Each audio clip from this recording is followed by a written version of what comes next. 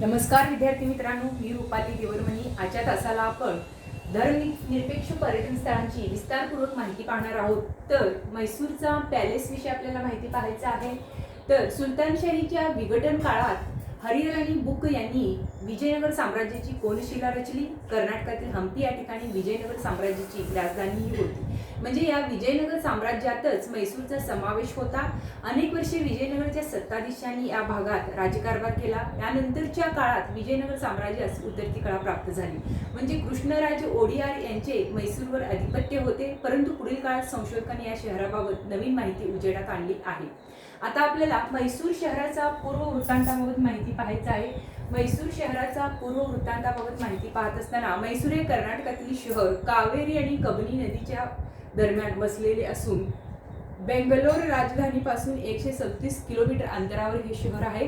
म्हैसूर शहराचा उल्लेख प्राचीन कालखंडात अनेक नावांनी करण्यात आलेला आहे. उदाहरणार्थ महिषक म्हणा, महित मंडळ म्हणा, महिष राष्ट्र असा उल्लेख आढळतो. म्हणजे कर्नाटकातील एक मोठे संस्थान म्हणून म्हैसूरकडे पाहिले जाते. या संस्थानाचे क्षेत्रफळ 75,456 चौरस किलोमीटर होते. म्हणजे आरंभी कालखंडात म्हैसूर संस्थानाची निर्मिती कोणी केली याचा अभ्यास करत असताना उत्तर भारतातून दक्षिणेकडे आलेले यादव वंशातील येदुराय आणि कृष्णराय या बंधूंनी केल्याचा उल्लेख आहे. नंतर विजयनगरचे मांडलिकत्व म्हैसूर संस्थानाने स्वीकारले. परंतु इसवी सन 1565च्या राक्षसतागडी युद्धानंतर हे स्वतंत्र संस्थान झाले. म्हणजे म्हैसूरमध्ये ओडियार घराण्याची सत्ता अस्तित्वात आली. या घराण्याने म्हैसूर संस्थानाचा कारभार व्यवस्थित पाहण्याबरोबर कला कौशल्याची उत्तेजन दिले. त्यांचे आदर्श उदाहरण कृष्णराय ओडियार यांनी म्हैसूरला बांधलेला प्रसिद्ध वाडा होय. त्याचप्रमाणे म्हैसूरला सँडलवूड सिटी असं म्हटलं जातं. पुढचं आहे म्हैसूरचा वैभव संपन्न राजवाडा. पहा, म्हैसूरचा वैभव संपन्न राजवाडा या मुद्द्याविषयी आपण चर्चा करणार आहोत. तर म्हैसूर शहरातील दोन आकर्षक स्थळे म्हणजे म्हैसूरचा राजवाडा आणि वृंदावन गार्डन होय. देशात अनेक राजवाडे आहेत, परंतु वास्तुशैली, दिमाग, प्रशस्तपणा, वैभव संपन्नता दृष्टीने हा वाडा एकमेव आहे. हा वाडा विस्ताराने भव्य स्वरूपाचा आहे. शहराच्या मध्यवर्ती वस्तीत असलेला हा राजवाडा 1847 मध्ये जळून गेला. पुन्हा त्या जागी 1907 मध्ये हा नव्याने बांधण्यात आला.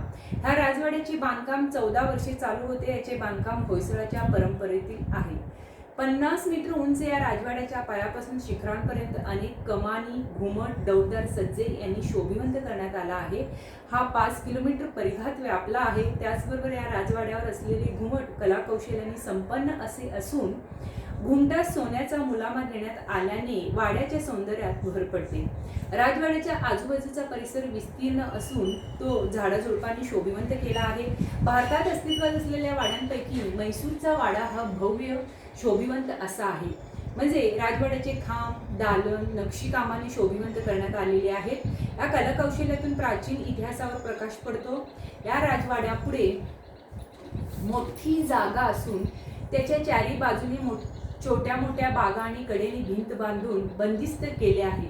म्हणजे दर्शनी भागात मोठी प्रवेशद्वारे असून तेथून राजवाड्यापर्यंत येण्याचा मार्ग फुलझाडांनी कुंड्यांनी रेखीव केला आहे. अशा प्रकारे म्हैसूर वाड्याचे 2 भाग असून एका भागास जगमोहन पॅलेस तर दुसऱ्या भागास ललित महाल म्हणून ओळखतात. या दोन्ही महालात राजा रविवर्मा व इतर प्रसिद्ध चित्रकाराची चित्रे जतन करून ठेवली आहेत. त्यातील जगमोहन पॅलेसमध्ये मध्ययुगीन अवशेष आढळतात. त्यात तत्कालीन वाद्ययंत्र म्हणा, हैदर अली व टिपू सुलतान यांच्या तलवारी, छत्रपती शिवाजींची वाघनखे जतन करून ठेवलेली आहेत. तसेच महालाच्या भिंतीवर अनेक राजांची चित्रे आढळतात. येथेच फ्रान्समधून आणलेले संगीत घड्याळ आहे. ललित महालाचे आज अलिशान हॉटेलमध्ये रूपांतर झाल्याने हा भाग सहजासहजी पाहता येत नाही. राजवाड्याच्या आवारातच चामुंडा देवी व इतर देवतांचे गोपुरासहित मंदिरे आहेत. या वाड्याच्या बांधकामात हिंदू मुस्लिम शैलीचा संगम दिसतो. तसेच 16व्या शतकात विजयनगरहून आणलेले स्वर्णजडित सिंहासन हे राजवाड्यातील विशेष आकर्षण होत आहे. या राजवाड्यात भव्य असा 7 दरवाजांचाही रचना आहे. पूर्वी म्हैसूरच्या राजाचे हे निवासस्थान होते. आजही या वाड्याच्या मागील भागात राजघराण्याचं काय आहे वास्तव्य आहे. दुसऱ्याच्या वैभवशाली मिरवणूक येथून निघते, त्यामुळे राजवाड्याच्या अतिप्रशस्त मंडपात रयतेसाठी मोकळी जागा आहे. हा मंडप खांबाचा असून केवळ कडेच्या भिंतीवरच हे प्रचंड छत तोडून धरण्यात आले.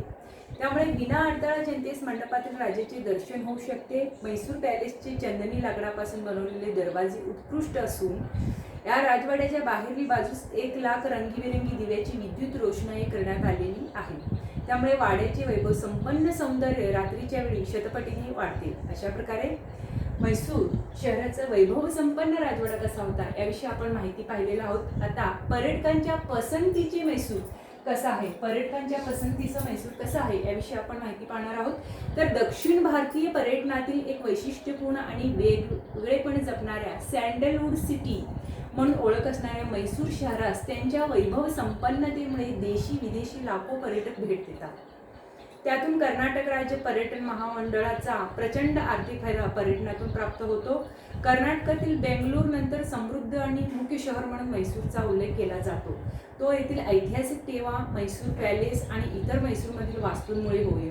म्हैसूर हे मुख्यतः चंदन आणि चंदनी लाकडासाठी किंवा वस्तूसाठी प्रसिद्ध असून त्यांच्या परराष्ट्रीय विक्रीतूनही कर्नाटक शासनास प्रचंड प्रमाणे फायदा मिळतो. म्हैसूर पॅलेसमध्ये साजरा होणारा वैभव संपन्न दसऱ्याचा हा आज आंतरराष्ट्रीय पातळीवरही नावाजला गेला असून त्यामुळे जागतिक विशेषतः पाश्चात्य राष्ट्रातून सप्टेंबर-ऑक्टोबर महिन्यात पर्यटकाचा ओघ असतो. कर्नाटकचा पर्यटन विकासास गती देण्यामध्ये म्हैसूर शहराचा वाटा हा काय आहे, महत्त्वपूर्ण आहे. अशा प्रकारे म्हैसूरचा पॅलेस बद्दल आपण माहिती पाहिलेला आहोत. याशिवाय आपल्याला म्हैसूर शहराचा पूर्ववृत्तांत, म्हैसूर शहराचा वैभव संपन्न असा राजवाडा आणि कर्नाटकाच्या किंवा पर्यटकाच्या पसंतीचे म्हैसूर याविषयी आपण माहिती पाहिलेला आहोत. तिथे नमस्कार.